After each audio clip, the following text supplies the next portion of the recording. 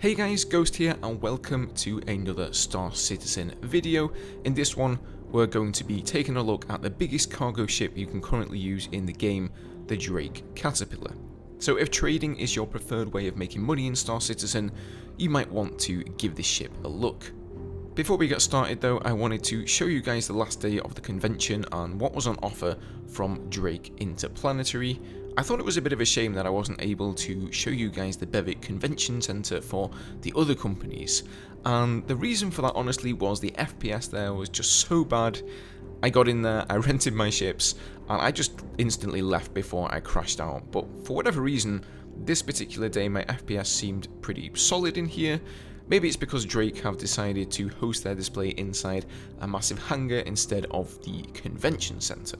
So let's take a look here. So the big long ship in the middle, as you have no doubt guessed, is the Caterpillar that we will be taking a detailed look at in a minute or two, but I just wanted to quickly show you guys what else was on offer here. So this little ship is the Buccaneer, a lightweight fighter designed for interdiction. Then we have the Herald, which is an armoured ship and actually has the role of getting data from point A to point B. Next we have some of the Cutlass ships. Now I don't own a Cutlass, but I've heard that if you're looking to start playing Star Citizen that they're a great starter ship. They can basically do a bit of everything and there are several variants to choose from. So on display here we have the Cutlass Red, the Cutlass Black and the new edition, the Cutlass Blue. Now here is an interesting little ship. This is the Dragonfly Black and it's actually designed for racing, so it doesn't have a quantum drive, but it's very light, it's very agile, something you could maybe store within a larger ship perhaps, and then go zooming around a planet's surface on. Now here we have a holo viewer of the Kraken, one of the capital ships currently in production, and this one is a light carrier. Now I take the word light with a pinch of salt though. This isn't one of the biggest capital ships, but it is still a whopping 270 meters long, which is over twice the length of the Caterpillar out there in the main hall. Alright guys, I am going to go and take this ship over to Port Olisar, and I will see you guys there for a little walk around. Yo guys, so here we are at Port Olisar. There's an Anvil Carrack coming into land over here, so I thought that might be something you guys wanted to see here. Let's see how good of a job he does at his landing. I'm sure if he owns an Anvil Carrack and it's not a rented ship, he must know what he's doing. Yep, that's it. A little to the right. He's using the automatic landing system there, I think. It always sort of spins your ship around. That's cheating, that is.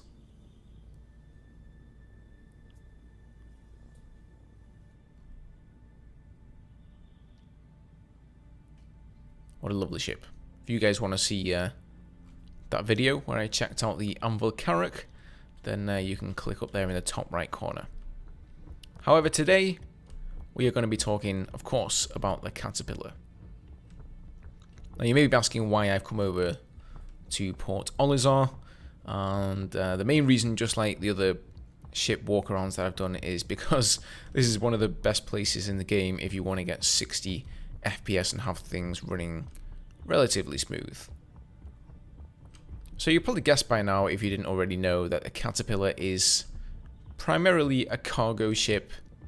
It does of course have some weapons, as every ship in Star Citizen does, but its primary role is freight trading and other things like that. You can see the ship is sort of split into segments, and we'll explore that a little bit more once we get on board, but basically these segments are referred to as modules. You're supposed to be able to really, well, they're supposed to be modular modules, essentially. You're supposed to be able to turn them into whatever you want. So if you wanted one of them to serve some other purpose other than just, you know, hauling freight, you're supposed to be able to do that. I'm not sure if it's how it actively works at the moment, but I know that this is a very popular ship when it comes to trading within the game. So this is our entrance here. As far as I know, the only elevator within the ship, so this is really your only way on and off the ship. I like the contrasting colour here. We have, of course, the classic red colour of Drake on the outside, but on the inside we kind of have this nice yellow motif. So we can go either way down the ship. Luckily, because the ship is just quite long and slim, it's fairly easy to navigate. You can basically go left or you can go right the other way up the ship. But for this time being, I'm going to show you guys the front of the ship, which is basically where all the cargo is stored. Obviously, in a normal ship, you'll be storing all the cargo in the rear, but in this ship, it's got quite a different design than most ships. It's quite interesting, actually. So here we've got a couple of bunks where you can log out and save your game. An essential item in any ship in this game. You definitely want one of those. And this is like a little crew area, I guess. This is where they'd sit and eat their meals and, you know, wash up after themselves, take a little time out. So let's go here into Module 1. So this is the first of several of these cargo modules that you really should be able to multi-purpose for whatever your needs are. I don't know what that is there. I don't know about you guys. Maybe some of you can answer who've been playing the game as well, but I keep seeing these random sort of, I don't know. What are they? Sort of modules for the ship or something, and they're just floating in space. And sometimes they happen to be here, right in the middle of a doorway, stopping me from actually getting through. Let me know down below in the comments, guys, if you know what the hell this is. It kind of looks like a little turret of some sort, like a laser turret. I don't know. Anyway, I digress. Let's continue. So one of the main features of this ship and these cargo modules is that you can open both sides of this thing here. And in that way, you have a very easy way to store any cargo. I love the fact that you can see the hydraulics working there as well. I suppose in reality they would maybe put a panel over that and cover it up. But in the interest of wanting to keep repairing things, here they've left it bare, and it's just always nice to be able to see the working parts of the ship. I don't know why these doors keep opening. Like, if I step anywhere close to them, they open up. So, sorry if that's annoying you guys. Let's head on up the ladder here. So, each of the modules has this gantry as well, and you can go and open, I think, both sides here. Yeah, we can open both sides and just, you know, have this thing completely and utterly open. There is a tractor beam feature on this ship. As far as I know, it isn't working yet, as is the case with many of the features on a lot of ships in this game. But the idea behind the tractor beam is basically that you're going to be able to pull cargo and other things into these modules here without having to actually do it manually. So how many of these are there, in fact? So we have 4 modules, and then right here we have the cargo access. This one I think is really designed for storing a vehicle of some description. And indeed, it's the only one that opens at the rear instead of at the sides. So I'd say this is probably a little bit bigger than the other modules, maybe?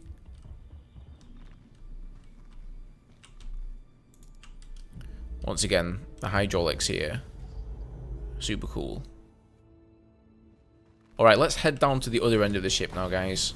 And I'll show you what lies in wait there. Okay, so here we are back at habitation. Let's go through the elevator access and let's go find the pilot's seat. In fact, there are lots of other things I do want to show you guys on this ship. Like, well, here we are in the engineer access. And it does bear mentioning that I think these are the quantum drives or the engines of the ship. At the moment, there really isn't anything to do in this area of all of the ships I've been showing you guys. And you can see here there's an engineer station. Now, you can sort of go into this station, but it doesn't do anything. Oops, there I go, accidentally going in there. It doesn't actually do anything. You can see I'm pressing the keyboard. There are some bleeping noises happening, but there's really nothing to interact with here. And yes, I have tried this whilst being in flight and having the power on. And I think, once again, this is another feature going to be added later, but there are going to be basically different damage states within the ship. So if your ship takes damage, you may find that your engines or your quantum drive is out of action, and you're going to have to rely on somebody fulfilling an engineer role on board your ship in order to fix it. Otherwise, you're going to find yourself without engines and basically laying around in space as a sitting duck. So yeah, if you guys have been wondering why they've been going to such trouble to, you know, actually sort of texture and block out all of these parts, working parts of the ship within the ship itself, of course, partly it is immersion, partly it is aesthetics, but it's also working mechanics of the game. So here we've got the power plant access. Here we have the server access, so this is all the computing part of the ship. I'm just trying to remember exactly where the pilot seat is. Here we go. Command access. Now you guys will find this quite interesting.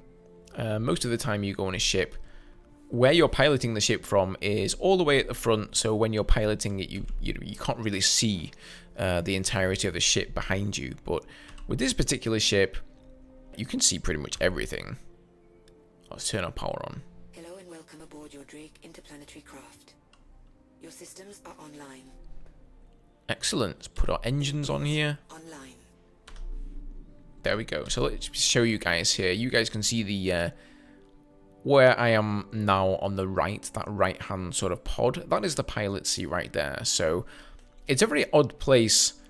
It's kind of like driving a car, I suppose. If you drive on the right side of the road, that is, sort of sitting in the left seat of the car there. At least that's my experience. So let's go and take off here, and as usual, we'll go and fly around a local moon or somewhere we're allowed to fire our weapons without getting arrested. I'll just show you guys the landing gear here, because I think that's quite a cool animation as well. So there's a lot of different landing legs here. Obviously that makes sense because it's such a long ship, it needs the stability all the way along the ship. So, one of the cooler animations. Alright guys, so here we are around Daymar, one of Crusader's moons. So while we're orbiting here, I figured I'd show you guys the engine. I definitely think they look pretty beastie as well. I love the fact that they have a different glow, a different colour than a lot of the other engines in the game. Oh boy, is there somebody firing at us here?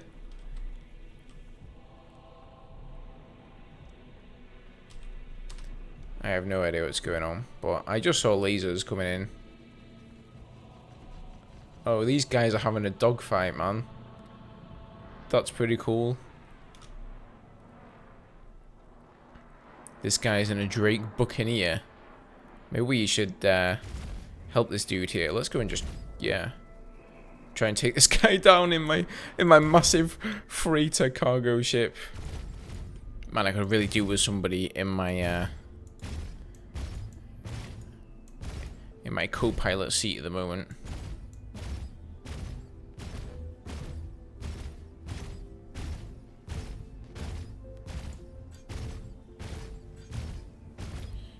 We're getting some hits.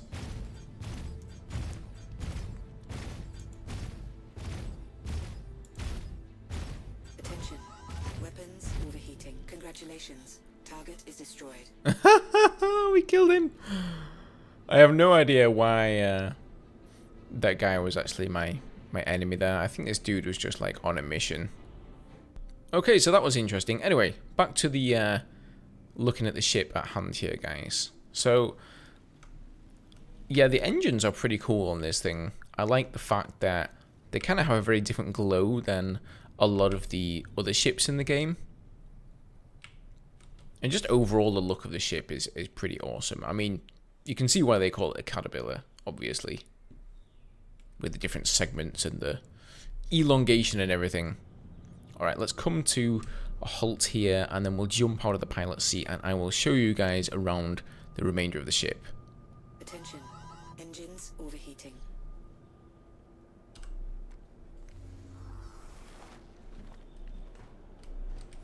Okay, so coming back this way, you can actually go down this ladder to get to one of the tractor beam stations, and of course we do have 2 additional seats here in the back for support, so you can go in there, you can pull up a couple of screens, but you know, like most other things, really apart from that, I'm not exactly sure what the purpose is of being there.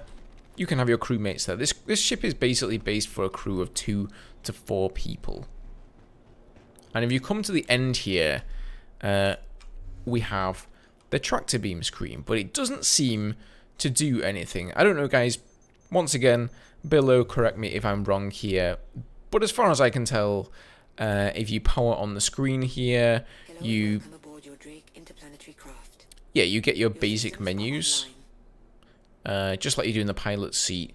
But of course, none of them offer you any tractor beam stuff. We can have a look at the ship's guns and stuff here. Obviously, you guys saw them in action. It's not actually listing any guns here, probably because I'm not in the pilot seat and I don't have access to them. But it has 4 M6A lasers, and there is actually 1 gunner seat on this vessel. So I was contemplating switching to the gunner seat earlier, but I thought by the time I'd gotten there, the target may have been dead, or I may have been dead. Here we've got a couple of bunks, once again, where you can log out. Let's go and head back up the ladder.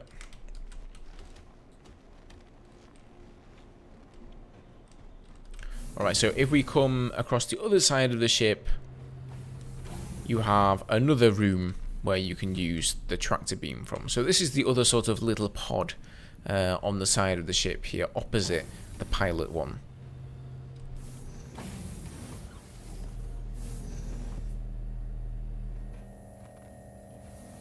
And in here we have the computer system, the server room it seems to be, and then we have jump drive access down this way.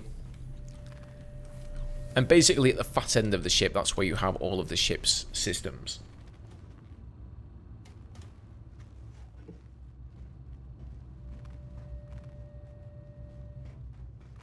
Here we are back in the engine room, and this is the turret.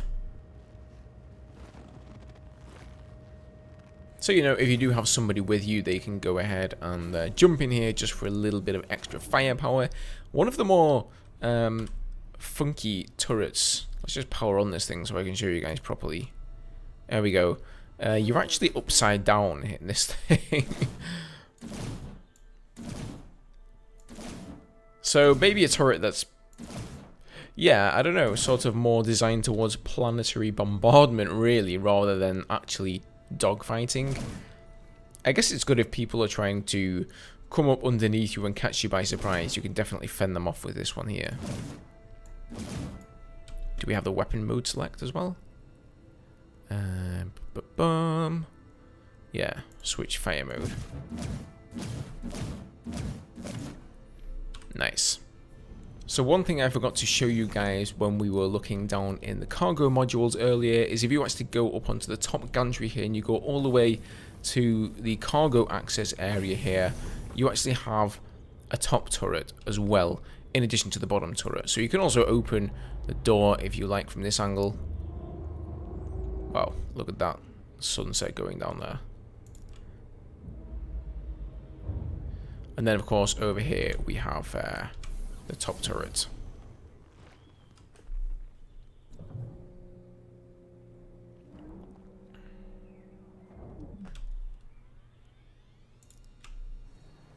So as you guys can see, this ship has all lasers, both in the pilot seat and the top and bottom turrets. No ballistics weapons. Okay, so just to show you guys here, obviously you guys saw them before, but the 4 weapons that we have, there's 4 lasers, they're situated right on the cockpit there. So 2 on the top and 2 on the bottom. Obviously, if you're going to be able to aim with those things, then they kind of need to be where you are sitting and where you have your field of view from. So that is the Caterpillar, guys. Obviously, you know, not the ship with the biggest firepower, and it does cost a fair amount. I think it's about $270 if you want to buy it on a pledge store. Otherwise, it's probably several million AUEC to buy it in-game, and it will definitely take you a while to save up for. But if you can get your hands on one, this is currently, I think, the best trading ship with the largest cargo capacity.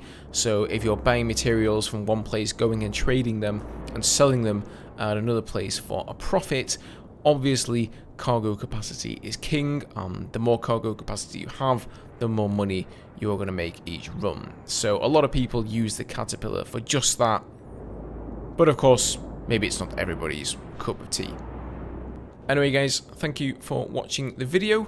Leave a like down below if you enjoyed, and let me know what other ships you want to see me cover. Have a good one, and I'll see you next time.